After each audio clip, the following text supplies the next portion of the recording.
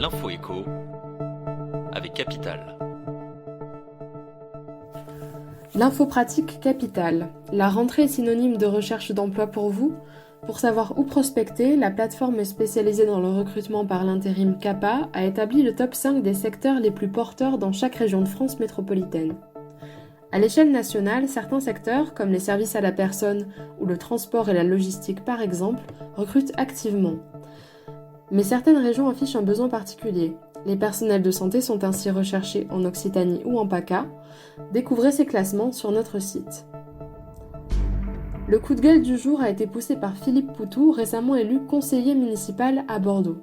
Lors du premier conseil municipal présidé par Pierre Urmic, le nouveau maire écologiste de la ville, l'élu d'extrême gauche a voté contre la délibération, fixant à 3 600 € brut mensuels l'indemnité de fonction de l'édile.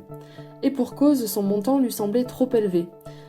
L'ex-ouvrier de l'usine Ford de Blanquefort a justifié son vote en expliquant que pour lui, le maire et ses adjoints doivent avoir une rémunération proche du salaire moyen des Français.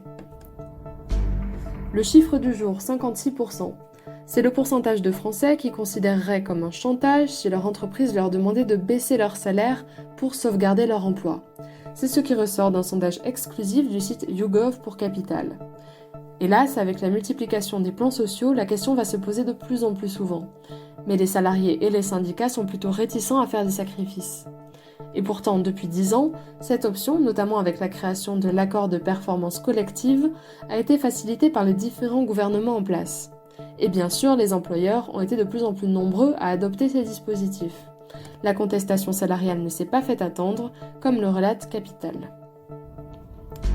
On termine avec les coûteux frais de remise en état auxquels vous pouvez être confronté quand vous avez recours à la location de longue durée d'un véhicule.